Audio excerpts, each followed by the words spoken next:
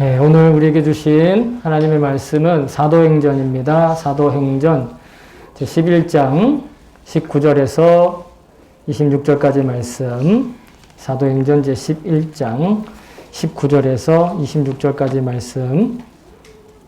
찾으신 분들은 자기의 성경을 들고 그 자리에서 일어서 주시기 바랍니다. 예, 그러면 같이 우리 한 목소리로 받들어 읽겠습니다. 시작. 스데반에게 가해진 박해 때문에 흩어진 사람들이 페니키아와 키프로스와 안디옥까지 가서 유대 사람들에게만 말씀을 전하였다. 그런데 그들 가운데는 키프로스 사람과 구레네 사람 몇이 있었는데 그들은 안디옥에 이르러서 그리스 사람에게도 말을 하여 주 예수를 전하였다. 주님의 손이 그들과 함께 하시니 수많은 사람이 믿고 주님께로 돌아왔다. 예루살렘 교회가 이 소식을 듣고서 바나바를 안디옥으로 보냈다. 바나바가 가서 하나님의 은혜가 내린 것을 보고 기뻐하였고 모든 사람에게 굳센 마음으로 주님을 의지하라고 권하였다. 바나바는 착한 사람이요 성령과 믿음이 충만한 사람이었다. 그래서 많은 사람이 주님께로 나아왔다. 바나바는 사울을 찾으려고 다소로 가서 그를 만나 안디옥으로 데려왔다. 두 사람은 1년 동안 줄곧 거기에 머물면서 교회에서 모임을 가지고 많은 사람을 가르쳤다.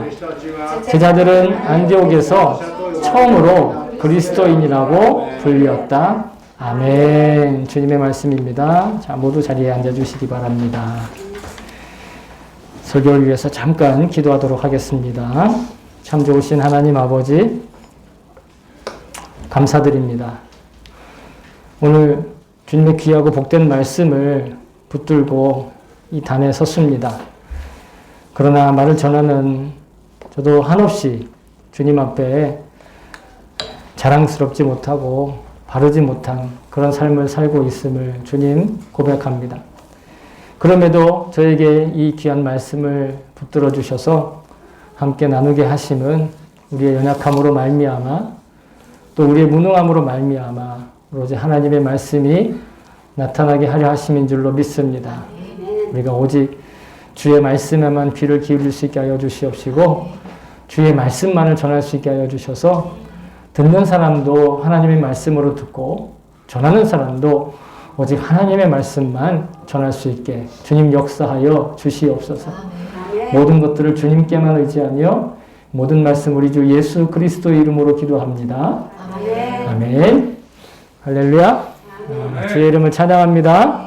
예, 우리가 찬양할 것은 주님의 이름밖에 없습니다. 오늘은 그리스도인으로 불린 사람들이라는 제목으로 함께 은혜를 나누기를 원합니다.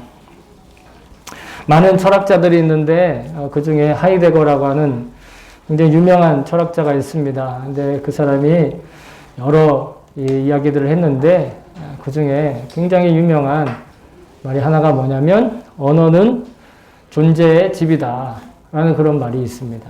언어라는 것이 사람의 말이지요. 이 사람의 말은 실체가 있고 들리기는 하지만 사실은 눈에 보이지 않는 소리의 파장에 불과합니다. 그런데 이 눈에 보이지 않는 소리의 파장이 실제로 눈에 보이고 이 모든 것들을 행할 수 있는 모든 지성을 가질 수 있는 능력을 가질 수 있는 이 인간의 존재의 모든 것들을 주관하고 또 보호하고 지탱하는 역할을 한다라는 것이에요. 심지어는 그 말한 사람을 컨트롤하고 제어하는 그런 일까지 있지요. 분명히 자기 소유임에도 불구하고 자기가 아닌 남들이 더 많이 쓰이는 것들이 있습니다. 그것이 바로 이 언어로 불리는 이름입니다. 이름은 언어로 되어 있습니다. 근데 이 이름이 자기 겁니다. 그런데 남들이 더 많이 부르지요. 그래서 사람들은 저도 그랬지만 자녀들에게 이름을 지어줄 때나 아니면 어떤 자기 사업을 할 때 그 가게의 이름, 사업의 이름을 정할 때 굉장히 많은 신중에 신중을 기하고 고민을 더하게 되는 것이죠. 예수님 믿는 우리들을 보고 세상에서 그리고 우리 스스로도 마찬가지 그리스도인이라 또 크리스천이라 이렇게 부릅니다. 우리의 정체성을 표현하는 적절한 명칭이고 호칭이지요. 근데 원래 이 호칭은 다소 비아냥거리면서 아주 우리를 성도들을 가볍게 여기던 그 외부인으로부터 그 호칭이 탄생하였습니다. 그러나 지금 우리들은 이 그리스도인, 이 크리스천이라는 이 호칭을 매우 자랑스러운 이름으로 알고 있죠. 오늘 성경은 이 그리스도인이라고 하는 호칭의 탄생 배경에 대해서 기록을 하고 있습니다.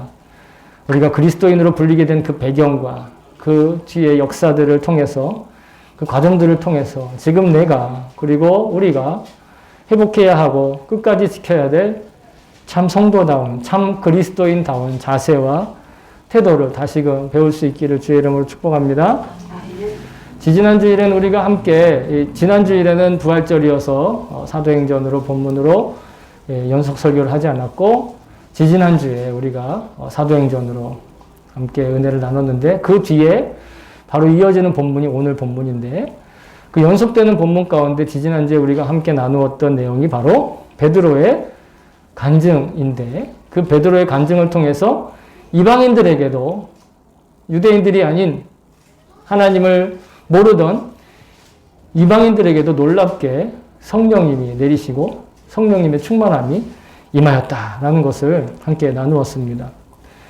그리고 오늘 이어서 나오는 이 안디옥이라고 하는 지역에서 일어난 놀라운 경험들은 이제 베드로가 간증한 것처럼 이방인 그리고 로마인 군인인 고넬료에게 일어난 일이 더 이상 그 사람에게만 일어나는 아니면 그런 특수한 환경에서만 일어나는 그냥 기적적인 놀라운 일이 아니라 이제는 모든 사람에게 유대인을 뿐만 아니라 혈통과 민족과 언어를 넘어서 모든 사람에게 보편적으로 그리고 편만하게 일어나는 그런 안디옥의 부흥의 사건을 하나의 사례로 기록을 하고 있습니다.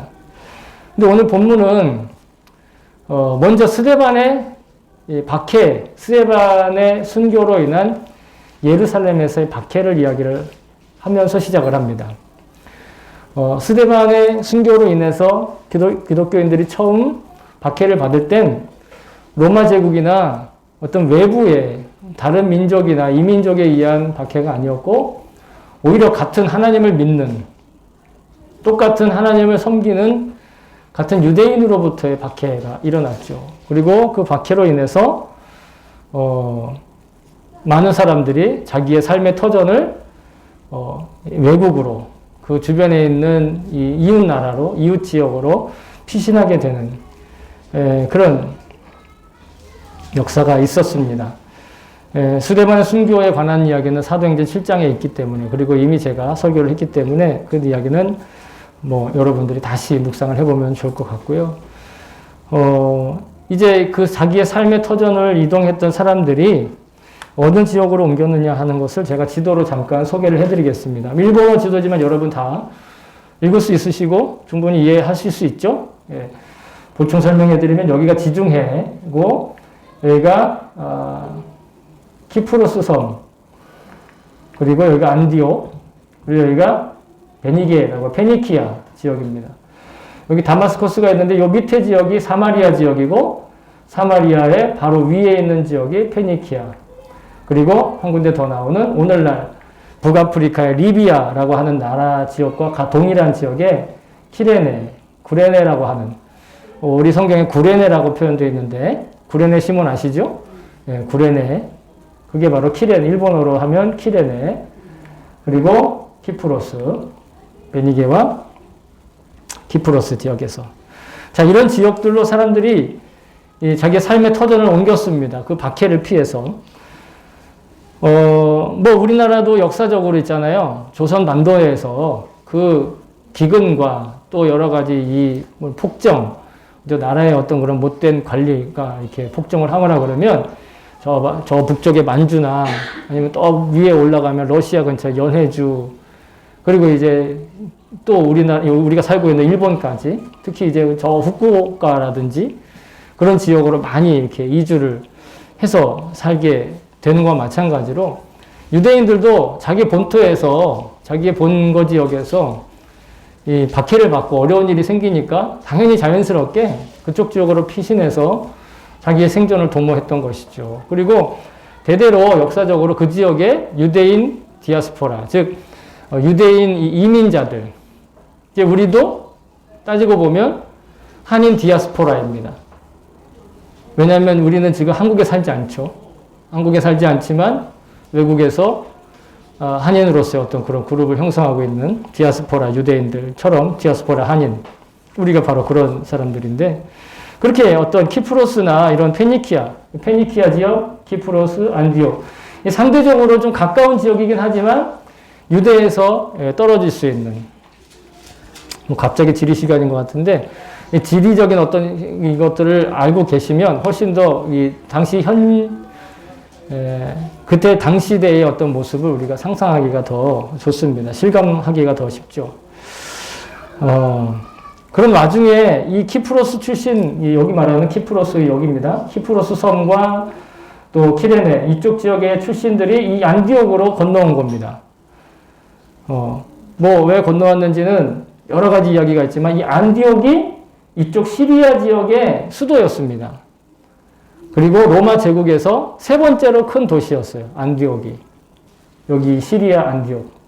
저 위에도 또 안디옥이 있는데 그건 나중에 사도의 여행에 전도 여행에 또 나오는 지역이기 때문에 그때 다시 소개해드리기로 하고 그래서 이쪽에 뭔가 자신의 일거리를 찾아서 혹은 생존의 어떤 그 영역을 넓히기 위해서 온 사람들 중에 키프로스 출신과 구레네, 즉 키레네, 구레네 출신의 성도들이 안디옥에 와서 무슨 일을 했냐면 같은 이 언어가 같고 그 다음에 성장 배경이 같은 그리고 어떤 이 뭐랄까요 이 문화적인 배경이 같은 유대인들이 아닌 전혀 문화적인 배경도 다르고 언어도 다르고 소위 말해 이 사고방식 자체가 다른 여러분 일본 사람이랑 우리나라 사람이랑 겉모양은 거의 비슷한데 어때요? 사고방식 굉장히 다르죠. 그래서 제가 한 번은 이런 생각을 했어요. 우리나라 사람과 일본 사람은 배추와 같다. 우리나라 배추는 물이 많이 안 나와요. 우리나라 땅에서 자란 배추는. 근데 일본에서 자란 배추는 물이 엄청 나오죠. 겉모양은 똑같은데 속에 있는 물기가 달라요.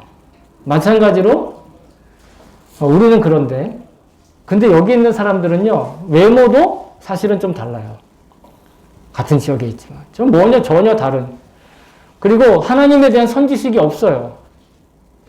이들은 어떤 생각을 가지고 있냐 이 지역의 원주민들은 어떤 생각을 가지고 있냐면 세상 창조에 하나님이 계시다라고 생각을 안 하고 그냥 여러 신들이 인간처럼 살아간다 그렇게 생각을 했어요. 그런 어떤 그리스 로마 신화의 배경을 가지고 있는 이방 신들을 섬기던 사람들인데 그들에게 복음이 전해졌고 놀랍게도 그들에게 복음을 전한 사람들이 무슨 대단한 실력을 가지고 있거나 설득력을 가지고 있거나 뭐 사도나 뭐 아니면 전도자나 그 능력을 가진 사람들이 아니라 너무도 평범한 사람들이 그 실제 자기네들이 헬라어를 할 수 있고 그리스말을 할 수 있으니까 자기들이 구사할 수 있는 언어를 가지고 복음을 전한 것이에요. 그랬더니 더 놀라운 것은 그들이 믿는다라는 거죠. 그들이 믿었다라는 거예요. 우리는 언어가 다르고 사고방식이 다르고 자기 입장이 다르고 뭐가 다르면 복음 전하는 것이 쉽지 않다라고 생각해요. 아까 허집사님도 기도했지만 아이들이 전도하는 것이 부끄러울 수 있어요. 왜? 다르기 때문에. 다르다고 생각하기 때문에. 그냥 놀라운 것은 그들에게 있어서 주의 복음이 전해지고 그 복음을 믿게 되는데 그 결정적인 이유가 오늘 성경은 뭐라고 얘기했냐면 우리 성경은 주님의 손이 그들과 함께 했다라는 것입니다. 일본어 성경은 주님의 도우심이 그들과 함께 했다. 이렇게 표현되고 있는데 여기서 말하는 주님의 손이나 주님의 도우심이나 다 같은 말이에요. 주님께서 일하시면, 주님의 손으로 일하시면, 주님의 도우심이 있으면 우리의 말이 통하지 않고, 우리의 사고방식이 다르고, 우리의 문화적인 배경이 다르고, 우리가 가지고 있는 어떤 가치관이 달라도 복음을 믿을 수 있고, 복음이 전해질 수 있고, 복음이 나타날 수 있다라는 것입니다. 그러므로 우리가 선교에 대해서, 전도에 대해서, 복음 전파에 대해서 생각할 것은 우리가 주님의 손에 붙들려야 된다는 것입니다. 우리가 주님의 손에 이끌려서 주님의 말씀에 순종해야 되는 것이지, 내가 이 정도 재력을 가지고 있으니, 내가 이 정도 영향력을 가지고 있으니, 나는 그 정도도 없는데, 저 사람은 돈이 많아. 저 사람 아는 사람이 많아. 저 사람 우리 교회 오면 좀 더 잘 되겠네. 저 사람 우리 교회 오면 많은 사람들 인도할 수 있겠네. 아무리 그래도 주님의 손이 그를 돕지 않으면, 주님의 손이 그와 함께 하지 않으면 전도되지 않고 선교되지 않는다라는 거예요. 그러나 우리에겐 돈도 없어요. 우리에게는 인맥도 없어요. 우리에겐 다만 하나님 앞에 무릎을 꿇을 수 있는 무릎밖에 없어요. 그래도 하나님이 우리의 손을 붙들고 우리가 주님께 붙들려 있으면, 주님의 손에 붙들려 있으면, 주님의 도우심에 붙들려 있으면 선교는 되고 전도는 된다라는 것이지요. 그래서 선교라는 건 우리의 어떤 선교적인 능력을 과시하고 이 정도 우리가 했다라는 것을 내세울 수 있는 사업이 아니라 주님께서 우리를 어떻게 이끌어 가시는가, 주님의 손이 우리를 어떻게 붙들고 가시는가 하는 하나님의 역사하심과 하나님의 계획하심과 하나님의 섭리를 나타내는 일인 줄로 믿습니다. 이름도 집안의 배경도 기록되지 않았던 이방 지역 출신의 그 디아스포라 유대인들이 그리스인들에게, 이방인들에게 복음을 전할 때 주님의 손이 그들과 함께 계시니 수많은 사람들이 예수님께 돌아와 열매를 맺었다라는 것입니다. 여러분, 우리가 우리의 소명과 사명을 따라 살아간다고 할 때 내 손에 쥐어진 것 혹은 내가 누릴 수 있는 것 아니면 그렇지 못한 것으로 우리의 부흥이나 숫자의 성장이 여부가 갈라지는 것이 아닙니다. 우리가 얼마나 유명하냐에 따라서 그것이 결정되는 것이 아닙니다. 하나님께 기쁨이 되는 삶. 여러분, 우리가 건강하지 못해도 상관없습니다. 남들이 근사하게 뭔가 자랑할 것 없어도 괜찮습니다.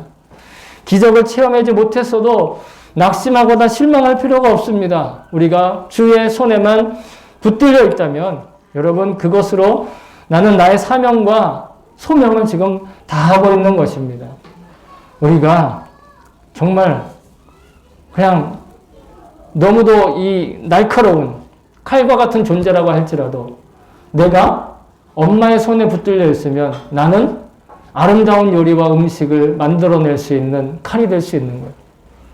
주님이 나를 붙드시면, 주님이 나를 쓰시면 하나님께서 원하시는 그 아름다운 요리가, 하나님께서 원하시는 그 아름다운 식사가 만들어질 줄로 믿습니다.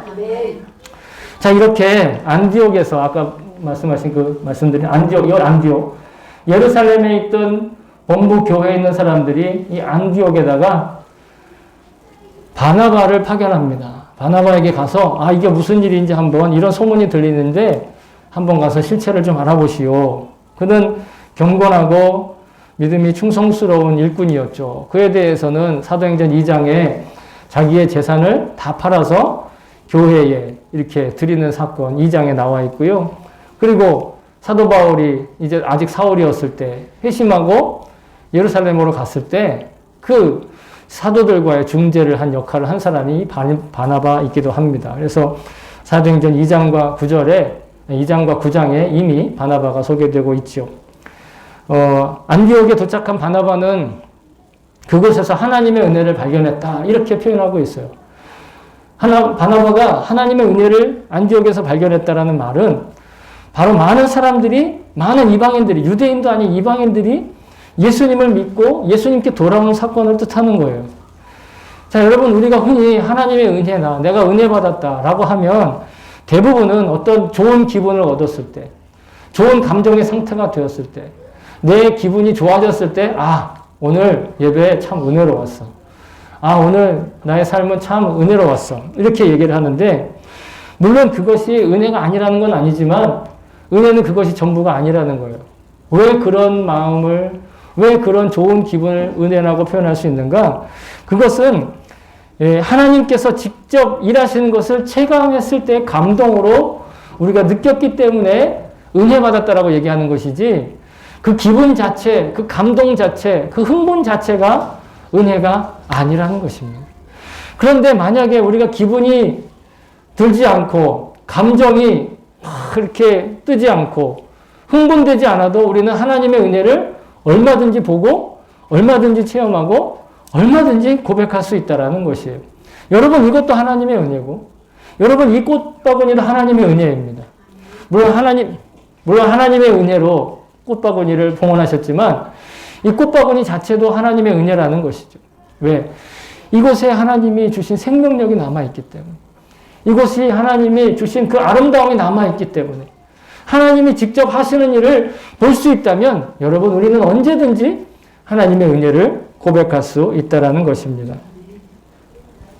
바나바는 안디옥에서 복음을 듣고 믿게 된 사람들이 유대교를 알지 못하고 율법도 알지 못하는 이방인들이라는 것을 보았습니다. 그리고 그들에게 복음을 전한 사람들이 대단한 사람들이 아니라 너무도 평범한 신자들이라는 걸 알았습니다. 근데 여러분, 평범할 뿐만 아니라 그들의 믿음은 사실 예루살렘 교회 입장에서 보면 그다지 그렇게 탐탁지 않은, 기쁘지 않은 그런 믿음이었을지 몰라요. 왜냐하면 박해가 일어나자마자 이 박해를 견디고 자리를 지키는 것을 그런 생각을 하기보다는 자기의 생존을 위해서 그 이방 지역으로 어떻게 보면 도망간 사람들이, 이주한 사람들이, 물론 이들이 어떤 믿음을 가지고 믿음이 좋으냐 나쁘냐 우리가 평가할 수는 없어요. 하나님만이 아시겠죠. 그러나 성경은 분명히 이렇게 얘기합니다. 이들이 전도를 위해 옮긴 것이 아니라, 선교를 위해서 옮긴 것이 아니라 박해로 인해서 흩어진 사람들이라는 거예요. 박해를 받으면서 자리를 지킨 사람들이 아니라 박해 때문에 흩어진 사람들, 박해 때문에 자리를 지킨 사람들의 입장에서 보면 이 사람들은 별로 그렇게 탐탁지 않은 사람들일 수 있어요.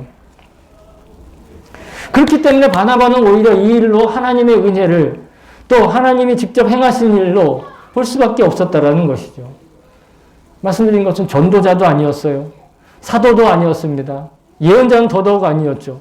그저 박해를 피해서 생활터전을, 생존의 그 장을 옮겨간 그냥 평범한 이들이 자기에게 주어진 기회에 따라서 그냥 예수를 전하였던 것 뿐이에요. 믿음이 좋아서 자기의 믿음을 증명하기 위해서 예수를 전하는 것이 아니라, 그리고 그들의 전하는 복음을 듣고 이방인들조차도 예수님께 돌아왔다는 것. 여러분, 이것이 바로 하나님의 은혜인 것이죠. 우리의 삶에 하나님의 은혜를 발견할 수 있는 곳이 사실은 의외로 매우 소박하고 아주 조촐한 곳에 있습니다.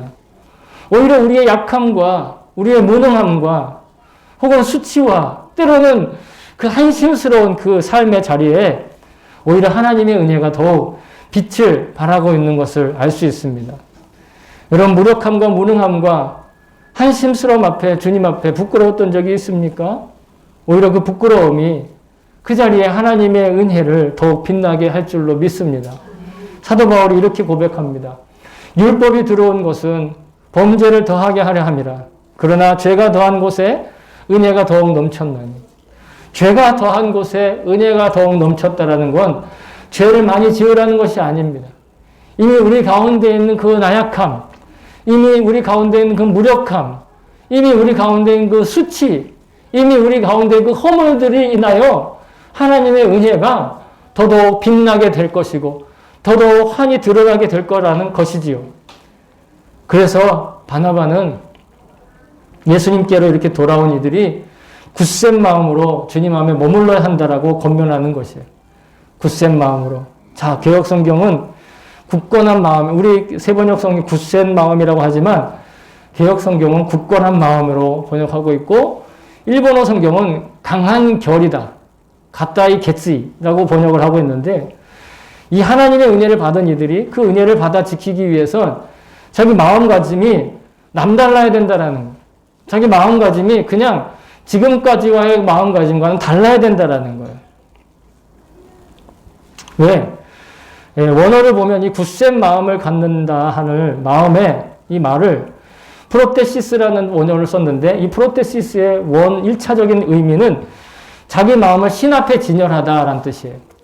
원래 그리스 말이 유대인들의 말이 아니라 이방인들의 말이었잖아요. 그 이방인들의 말에 근거로 하면 신전 앞에서 자기의 마음을 그 신 앞에다가 내놓는 거예요. 그러니까 다짐하면서 자기 마음조차 다짐하면서 내놓는 그 결이, 예? 자기 안에 있는 것들을 환히 드러내는 그 결이 얼마나 강하고 얼마나 결의에 차고 얼마나 그 결단이 강하겠습니까? 그런 뜻이에요. 진열하다, 앞에다 내놓다, 신 앞에 놓다. 다시 말해 자기 마음을 숨기지 않고 꺼내 보일 수 있을 정도의 결단, 결심, 그런 의지를 가지고 자기를 지켜야 된다는 것이에요. 자, 여기까지만 들으면 야, 예수 믿는 게 이렇게 어렵냐.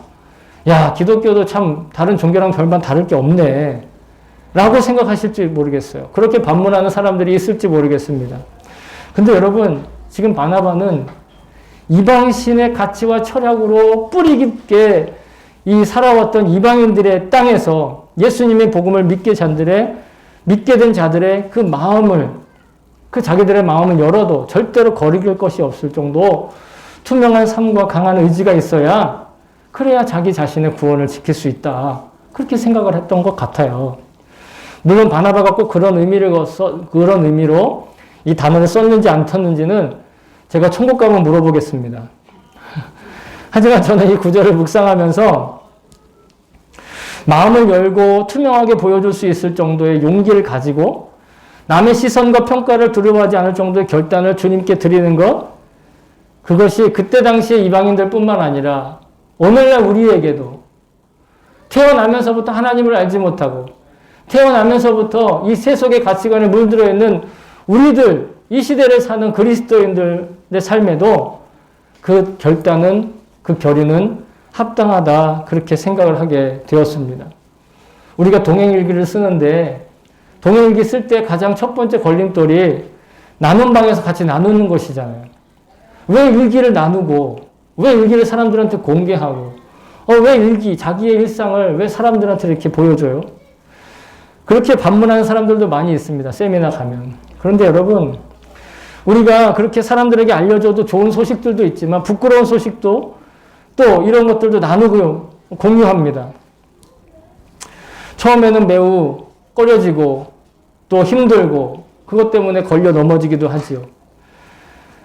하지만 결국은 그렇게 나누어지고 그렇게 함께 공유된 삶이 서로가 서로를 지켜주는 데 힘이 된다는 것이, 어떻게?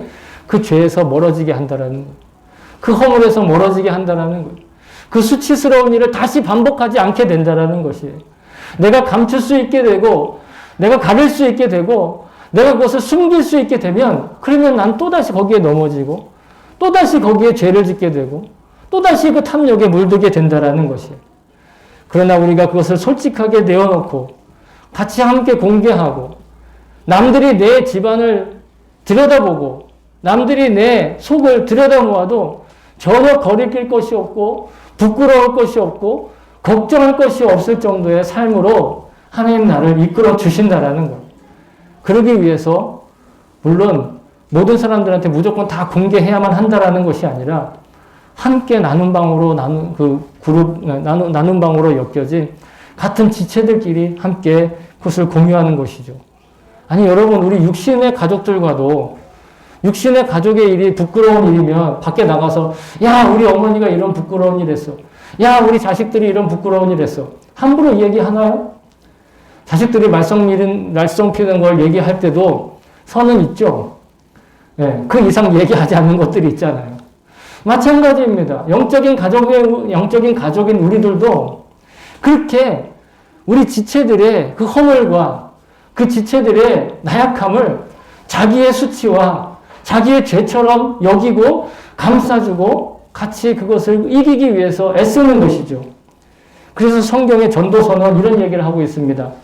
한 사람이면 패하거니와 두 사람이면 맞설 수 있나니 세 겹줄은 쉽게 끊어지지 아니하느니라. 함께 힘을 합해서 그 영적인 도전을 이기기 위해선 그가 어떤 어려움이 있는지, 그가 어떤 허물이 있는지, 그가 어떤 수치스러운 일을 경험했는지를 함께 알아야 함께 공감하고 함께 이겨낼 수 있다는 것입니다. 교회에서 마음을 열어라, 삶을 투명하게 살아라 이렇게 하는 것은, 지체들과 나누는 것은 더 이상 은밀한 죄, 감추어진 탐욕에 끌려다니지 않겠다는 주님 앞에 결단하는 하나인 줄로 믿습니다. 그렇게 마지막으로 바나바는 이 사울의 고향인 다소에 가서, 지금 사울은 다소에 가 있습니다. 사울이 회심을 하고 예루살렘에 왔다가 그래서 거기서 박해를 받죠. 그래서 다시 자기 고향으로 쫓겨나는 그런 9장에 보면 그런 내용들이 나오는데, 그래서 다소에 가 있는 상황에서 이 안디옥에서 다소는 매우 가깝습니다. 그곳에 바나바가 사울을 데리고 안디옥으로 옵니다. 그리고 1년 동안 그 이방인 성도들, 이제 막 예수 믿기 시작한 사람들을 1년 동안 가르치고 양육하였습니다. 여러분, 마음을 열고 믿음을 지키며 주님 안에 머물기 위해서 자기의 결단만 가지고는 안 돼요. 자기의 결심만 가지고는 안 돼요. 서로가 서로를 필요한데 그것을 서로 힘주기 위해서 가르쳐주고 배움이 필요하다는 것이, 양육이 필요하다는 것입니다. 우리도 마찬가지입니다. 복음의 약속을 듣고 그 자리에서 내가 감격하고 막 세례도 받고 막 환상도 보고 막 내가 알아듣지 못할 막 방언도 막 터지고 그래 했어도 여러분, 그 다음 날에 혹시 내가 미친 거 아닐까? 혹시 내가 속는 거 아닐까? 이 사기 집단 아닐까? 이렇게 의심하는 경우들이 수도 없이 많습니다. 성도가 성도답게 잘 자라나기 위해서는 그런 부분들에 대해서 당신이 그렇게 된 것은 하나님께서 그렇게 해주신 거라고 가르쳐줘야 돼요. 하나님께서 인도하신 거라는 걸 알려줘야 됩니다. 그래서 성도의 양육과 배움은 그 인생에 있어서 필수적입니다. 근데 이것은 우리의 기독교의 경험에 의해서 생겨난 일이 아니라 예수님께서 이렇게 이미 말씀하셨어요. 나는 마음이 온유하고 겸손하니 나의 멍에를 메고 내게 배우라. 그리하면 너희 마음이 힘을 얻으리니. 예수님께 배우는 거예요. 그래서 우리 교회가 배우는 교회, 베푸는 교회. 예수님을 배우는 거예요. 필수적인 거예요. 그리스도인에게서 배움은 노력이 아니라 평생 하루에 하루만큼씩 자라나기 위한 필수적인 삶입니다. 또한 뿐만 아니라 사도 바울은 자기의 제자인 디도에게 성도들에게 배우게 하는데, 그 성도들에게 배우게 하는 것은 그 삶의 열매를 맺는 일이다. 이렇게 얘기하고 있어요. 이렇게 얘기합니다. 디도서 3장 14절에 보시면 또 우리 사람들도 열매 없는 자가 되지 않게 하기 위하여 필요한 것을 준비하는 좋은 일에 힘쓰기를 배우게 하라. 좋은 일에 힘쓰게 하는 것이 바로 하나님의 일에 힘쓰는 걸 배우라는 것이에요. 좋은 일이라는 것은 세상적으로 좋은 일을 얘기하는 것이 아니라 하나님의 일을 말하는 것입니다. 그렇습니다. 여러분, 성도에게 이 배움은 매우 중요한 삶의 과정입니다. 특히 우리처럼 일주일에 6일을 세속적이고 이 육신적인 가치에 기반을 둔 이 사회를 살아가고 있는 우리에게 이 하나님의 나라와 부활의 가치로 살기 위해선 말씀을 배우고 주의 마음을 배우는 건 아주 필수 불가결한 것이다. 좀 그렇게 생각을 합니다. 성령의 열매를 맺는 풍성한 삶. 여러분, 그렇게 사는 삶이 이 세속의 육신과 땅의 가치가 아니라 하나님의 통치와 부활 가치에 합당하게 살아갈 수 있는 것입니다. 주님을 배워야 합니다. 그리고 그렇게 주님을 배우는 사람들이 오늘 성경에 보니까 마지막 절에 큰 무리를 이루고 뭐라고 얘기했습니까? 드디어 이들이 그리스도인이라 이렇게 불리기 시작했다라는 거예요. 즉 안디옥의 성도들을 통해서 그리스도인이라는 그런 명칭이 우리에게 주어졌다라는 것입니다. 근데 이 그리스도인은 원어로 하면 우리는 그리스도인 혹은 크리스찬 이렇게 부르는데, 헬라어로는 그리스 말로는 크리스티아노스 이렇게 원어로 되어 있습니다. 크리스티아노스. 크리스티아노스라는 말은 그리스도에 속해 있다. 또 그리스도에 묶여 있다. 그리스도에 속해 있다. 또 좀 부정적으로 얘기하면 그리스도에 미쳐 있다. 이런 뜻입니다. 그리스도는 헬라어로 하면 크리스투스입니다. 이 크리스투스는 원래 이 히브리어의 메시아, 히브리어의 메시아라는 말이 있는데 이 메시아라는 말이 기름 부음을 받다라는 뜻이에요. 그래서 예수님이 메시아죠. 하나님이 기름 부어서 세우신 그런 존재라는 거예요. 그런데 기름 부음을 받다라는 메시아의 헬라어 번역. 왜 그게 헬라어 번역이냐면 헬라어로 그리스 말로 크리오가 헬라어로 크리오가 기름을 붓다는 뜻이에요. 크리오. 거기서 크리스투스. 그리고 그 크리스투스를 따르는 크리스티아노스. 그래서 우리의 이름이 그리스도인, 또 크리스천 이렇게 된다는 것이죠. 우리 교회가 감리교회죠. 감리교회인데 감리교회를 영어로 뭐라고 하냐면 메소디스트 철치라고 해요. 메소디스트. 근데 이 메소디스트라는 말이 우리가 지은 것이 아니라 사실은 그 존 웨슬리 목사님이 처음 성결 운동을 할 때 어떻게 성결 운동을 했냐면 어떤 하나의 성결을 지키기 위한 방법들을 고안해냈어요. 뭐 속회도 만들고 또 여러 가지 뭐 이렇게 일상생활을 점검하고 그래서 매일매일 점검표가 있었어요. 우리 매일 이렇게 일기 쓰잖아요. 그런 것처럼 존 웨슬리 목사님은 자기하고 그 성결 운동 하는 사람들 모아서 매일매일 아침부터 저녁까지 뭘 했느냐, 뭘 안 했느냐 이거를 점검을 시켜가지고 일주일에 한번 모이잖아요. 예배 이후에 모이잖아요. 그럼 뭘 했냐면 둘러 앉아요. 점검표를 내놔요. 그리고 그렇게 해가지고 못한 거 있잖아요. 그러면 자기 스스로 나 이거 못했다. 그래서 꺼내놓고 야 이건 우리의 죄다. 당신의 죄가 아니라 우리의 함께 죄다. 그러면서 그 죄 가지고 막 회개하고 기도하고 그리고 또 일주일 동안 매일 또 점검표를 그래가지고 그런 어떤 이 뭐라 그러니까 어떤 하나의 문제가 생겼을 때 그 문제를 해결하는 걸 솔루션이라고 하는데 그 솔루션을 이렇게 잘 하기 위한 하나의 방법들 이 노하우들을 뭐라고 부르냐면 메소드라고 불러요. 그래서 어떤 이 음악 학원에도 보면 메소드 학원이 있더라고요. 그 방법들을 가르쳐 주는 거예요. 룰을 가르쳐 주는 거예요. 그러니까 그 룰을 지키면서 뭘 지키냐? 성결함을 지키는 거예요. 그러니까 주변에 있는 사람들이 다 저 사람들 뭐라고 해요? 규칙쟁이. 아니면 방법쟁이들. 네? 방법만 추구하는 사람들. 이래가지고 좀 비아냥거리는 모습. 좀 약간 가볍게 여기는 투로 메소디스트라고 냉소적으로 메소디스트라고 부른 거예요. 그런데 감리교인들은 그것을 아주 자신들에 대한 자긍심으로 받아들였어요. 남들이 자기를 놀리는 명칭을 나 그런 명칭 이런 별명으로 불리기 싫어. 이런 나를 무시하는 말로 들리기 싫어가 아니라 그래서 다른 이름으로 바꾼 것이 아니라 그래 우리는 그 이름으로 불리기를 주저하지 않아. 그런 이름으로 불리는 것을 두려워하지 않아. 그리스도인으로 불리는 건 원래는 부정적인 의미였어요. 저 그리스도에 빠진 사람들. 저 그리스도에 미친 사람들. 일본 말 중에 제가 생각을 해봤는데 저 그리스도 오타쿠. 그렇게 생각하면 좀 기분은 나쁘겠지만 그 정도로 우리가 그리스도께 붙들려 있다라는 거예요. 그 정도로 우리가 그리스도께 매여 있다라는 것이. 그 정도로 우리가 그리스도의 그 도우심에 가까이 있다라는 것이. 그래서 그리스도인들은 자신들을 부정적으로 부르는 그 크리스티아노스라는 말을 거절하지 않고 성경에 기록한 거예요. 우리는 크리스티아노스다. 우리는 그리스도인이다. 여러분 기름 부음 받은 자에게 기름을 부으신 분 누굽니까? 하나님이세요. 하나님께서 기름을 부으셔서 구별하셨어요. 그렇게 기름 부으셔서 구별한 사람을 세우시는 의미가 있습니다. 기본적인 의미.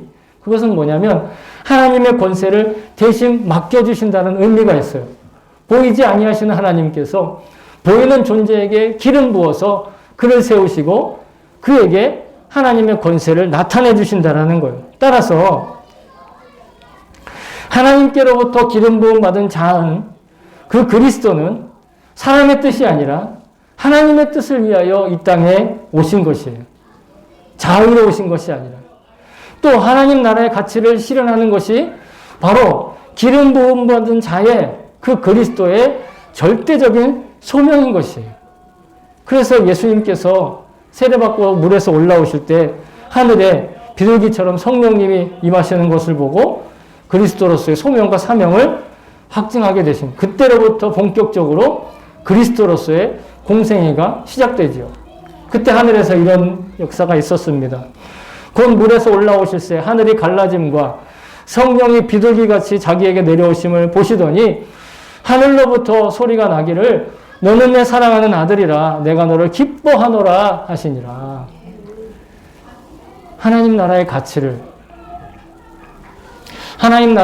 실현하게 오신 분, 그분이 바로 그리스도이시고 그리스도인이란 그런 그 그리스도의 사명에 자신의 온 몸과 자신의 온 존재를 담궈온 사람이라고 해도 틀리지 않습니다. 그리스도인은 그리스도의 소명과 사명을 자기의 삶의 가치로 삼는 사람들이에요. 그가 어떤 직업을 가졌어도, 그가 어떤 문화 속에 속해 있어도, 그가 어떤 언어를 모국어로 삼고 있더라도 그의 가치는 그리스도의 소명과 사명으로만 헤아려지는 것입니다. 따라서 그리스도인은 그리스도의 소명과 사명으로 자기의 삶의 성공 여부를 헤아려야 되는 거예요. 얼마나 사람들에게 인정받았는가, 얼마나 많은 재산을 모았는가, 내가 얼마나 건강하게 얼마나 오래 살았는가, 얼마나 좋은 팔자와 운명을 타고났는가, 여러분 그런 관점이 아닙니다. 지금 나의 직업, 가정, 학업, 문화, 비전, 꿈, 장래희망, 취미, 심지어 놀이까지도 그리스도의 소명과 사명의 관점에서 그것이 적절한 것인지 헤아리는 자세가 바로 그리스도인의 자세라는 것이에요. 그런 그리스도인의 삶을 위해 우리가 마음을 투명하게 열어놓는 것이죠. 오직 주님의 손에 붙들린 사람이 되는 것입니다. 우리의 꿈과 비전, 일상, 건강, 취미조차도 여러분 언제나 그리스도께서 꿈꾸고 이루어내신 그 하나님 나라와 부활의 그 소명을 통해 일구어가고 세워가야 되는 줄로 믿습니다. 사랑하는 성도 여러분, 우리가 세속적으로 자랑할 것이 아무것도 없어도 여러분 그리스도인은 주눅들지 않습니다. 오히려 자신의 무능과 무력함과 허물과 한계를 계기로 주님의 손을 더욱 의지할 수 있는 그런 사람들입니다. 남들이 보기엔 아무런 자랑할 것도 없지만 언제나 주님 손에 붙들려 살아가는 그런 이름 없는 그리스도인들, 마치 민들레와 같습니다. 모두의 무관심 속에 꽃을 피우고 모두의 무관심 속에 하얀 꽃씨를 날리며 생을 마감하지요.